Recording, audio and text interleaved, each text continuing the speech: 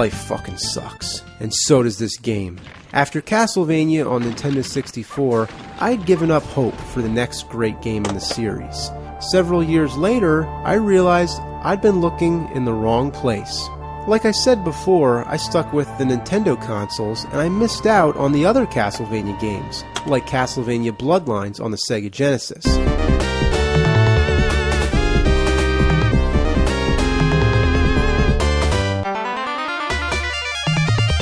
That's what you call Castlevania. Traditional, side-scrolling action. Familiar, yet fresh. It takes place all over Europe, rather than just strictly in Transylvania. You get a choice of two characters, John Morris and Eric Lacarde. I wonder what happened to the Belmonts. Who are these people? Well, supposedly, John Morris is the son of Quincy Morris from Dracula, the Bram Stoker novel. That just blew my mind. It's like now we're bringing the novel into it? So the whole canon of the games is now with the canon of the book, and it's like taking two canons and put them together. Anyway, this is a great game for the Sega Genesis library, but it's still not on par with Castlevania 4. Whipping in 8 directions, the moonwalking, all that's gone. The graphics, the sound, the gameplay, it's all really good, but it's not as good. Then I turned to the PlayStation, the console which I underestimated so much. There I found Castlevania Symphony of the Night. Holy hot damn, this is fucking good.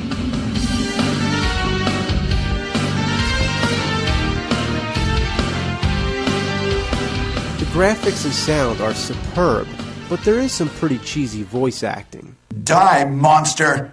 You don't belong in this world! What is a man? A miserable little pile of secrets! But enough talk! How about you? The game's a sequel to Dracula X. In the opening scene, you play as Richter Belmont battling Dracula. The rest of the game, you play as Alucard, who's powerful as fuck. Anything that stands in your way, no matter how big, one hit and it just fucking explodes. That is until you meet Death, who takes all your weapons away. Now, Alucard sucks. All you get is his dinky sword, and every enemy takes like 9 million hits to kill. As you go through the game, you gain power-ups and upgrade your weapons, which is like many games, but to start you off with the good weapons and then take them away is just fucking teasing you. Alucard has this backward dash, but I never found a reason to use it, other than to go slightly faster. And what are these skeletons shooting lasers out their cocks? The one thing I truly hate about this game is that whenever you die, you go back to the main menu. In the other games, you get a continue screen. That's all you need, right? But here, you gotta wait for the screen to melt. Then you gotta stare at the game over screen. Oh, come on.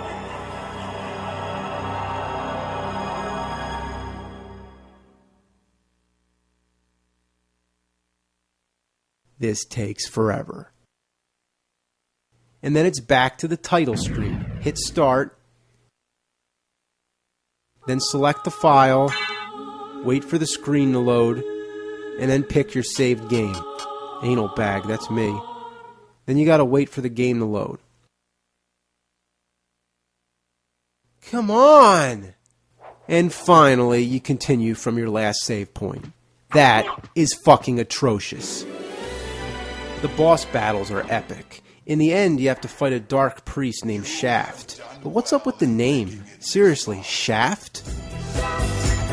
It's damn right. And after that, you fight Dracula, and just, wow. Holy shit.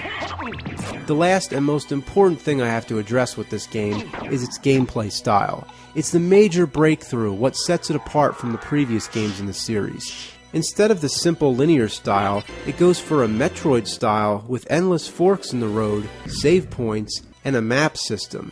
It's exactly like Metroid, and that's why many fans refer to it as Metroidvania. It also has some RPG elements. By fighting monsters, you earn experience points, and when you get enough experience points, you level up your power. There's all kinds of potions and items and armor, weapons and sub-weapons. And this is a huge game. It takes hours to get through the castle. Does Dracula really need such a big place to live? And if that's not enough, you have to go through the whole castle all over again, upside down. Anyway, this Metroid style of Castlevania would become the dominant style of Castlevania for the rest of time. Sure, there was a 3D game every now and then, and it pretty much took on every style imaginable, but never again was there another classic linear Castlevania. The console versions continued to experiment, while the portable versions followed Symphony of the Night as the example. Pretty much the whole games take place inside the castle. I missed all that spooky scenery. The old games had cemeteries and forests. I mean, since when did the whole game have to take place inside the castle? Since Symphony of the Night, that's when. This is where Castlevania seem to become more distant from the classic games and gravitate away from what I originally loved about it. They have so much text, and the storylines were getting ridiculous. In Dawn of Sorrow, Dracula's castle emerges from a solar eclipse in Japan. I thought Japan had enough trouble with Godzilla stomping around. Now they have Dracula too? By the way, that's a nice cover, isn't it? It's like a game within a game. Anyway, Symphony of the Night is often considered to be the best of the whole series. While I think it's an amazing game, my favorite is still Castlevania 4. The control was so satisfying in that game. Alucard's sword is not as much fun as Simon Belmont's whip. Sure, there is a way to unlock Richter Belmont, but this is only after you've already beaten the game. You can't whip in all directions, but you can do that little twirly thing, and Richter has some neat special moves. But I still prefer the feel of Castlevania 4, and being in total control of my whip.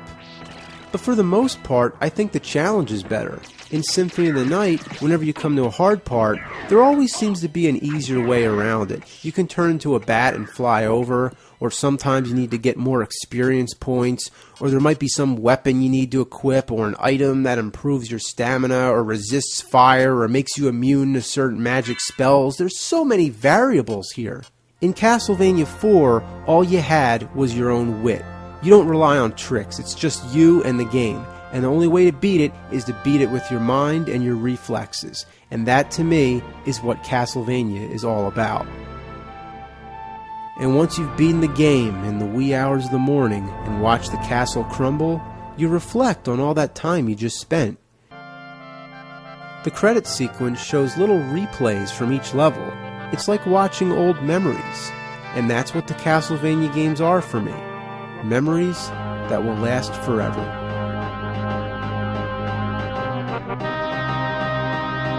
Thank you.